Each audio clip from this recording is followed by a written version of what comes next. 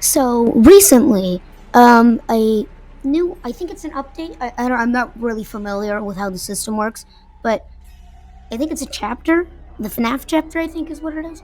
But that came out in Dead by Daylight, and I've always found it an interesting premise for a game. And it's actually something that I always loved as a premise with the whole one person versus like five people that are less powerful.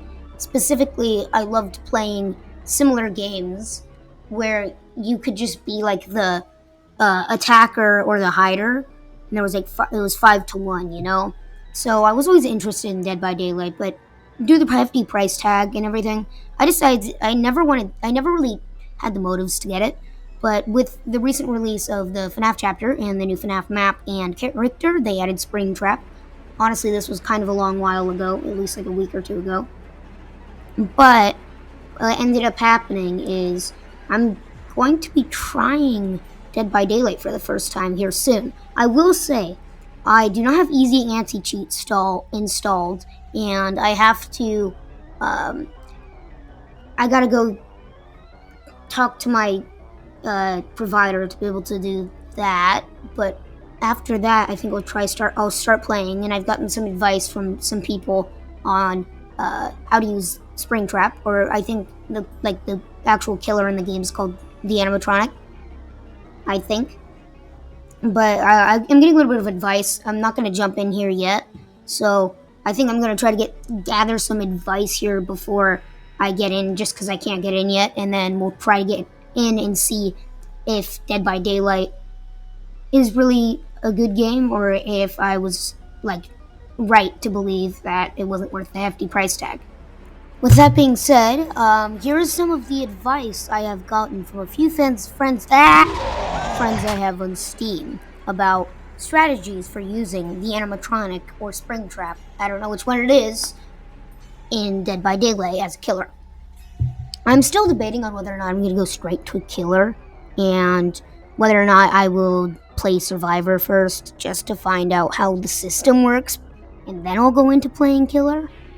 But I might just try to learn through killer, but I know that I don't think that'd be a fun experience for other people. I'm not entirely sure because I don't really understand the community, but yeah, here's some of the help they gave me and they advised me with.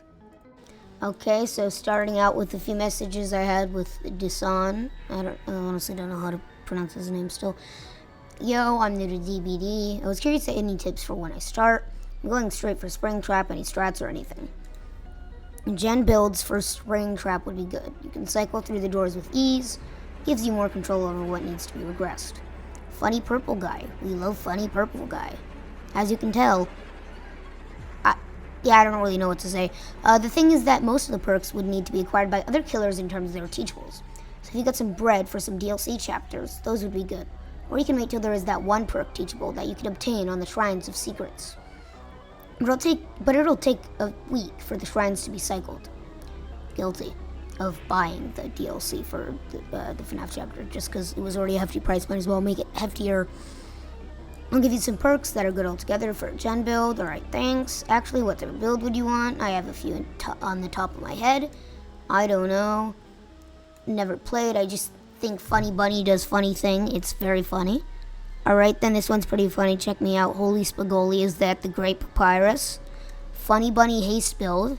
Hex, no one escapes death. Machine learning. Batteries included. And Furtive Chase. You'll gain enough speed for certain situations, but one of the 3 perks belong to the other killers. Hex, no one escapes death is a universal perk for all killers. You won't need to prestige any other killer to obtain it. Furtive Chase is owned by Ghostface. Batteries included is Chucky. Machine learning is Singularity. That's pretty much it. If that I have for a haste build, giving that funny bunny stuff. Otherwise, go have some fun. And then we have one other person that gave me some advice. This was Tobuscus Gaming Official. I sent him the same beginning thing. I'm new to DVD. I was curious of any tips for when I start. I'm going straight for Springtrap, any strats or anything. Actually, no, that's the same thing I put. Recall your acts often. Whenever it seems quicker, okay. I don't know. I find landing 2x is better than running up to them for the grab sometimes. Also, going for the door second closest to the generator you want to check so they don't hear the door open. And that's all from Tobuscus Gaming Official. That just about sums up all the advice I have so far from people specifically messaging me. I can guarantee I can find like a freaking IGN guide somewhere, but I'm not going to go off of that because boo-hoo. I don't want like, then, I don't know, I just don't want to go off like a video game guide. I don't like doing that unless it's like an absolute necessity, like that one room in Portal 2. I'm not going to specify which one, just because. Honestly, you could be any of them for any. It just depends on the person. Anyways, this is way off point. That's all the advice I have. So, yeah. As you can see right here, I am, in fact, someone that owns this, the DLC, as shown by the play now. And then right here, you'll be able to see the Easy Anti-Cheat is installed launcher. So I'm just working on getting Easy Anti-Cheat installed. So, hey, I'm gonna leave it up to you guys. Any ideas or anything you guys want to tell me for my future of trying Dead by Daylight? Anything I should know before getting into it? Comment down below if you have anything. To the two of you that are listening to this. And if you did make it all the way through this like 3-minute video, that's actually not that hard to do. Make sure to comment, like, and subscribe because I'm trying to hit 300 subs. And then I'm gonna post I'm going to be posting some old school projects, some links to some old school projects of mine that I worked really hard on that were way overdone and were probably never used in the first place.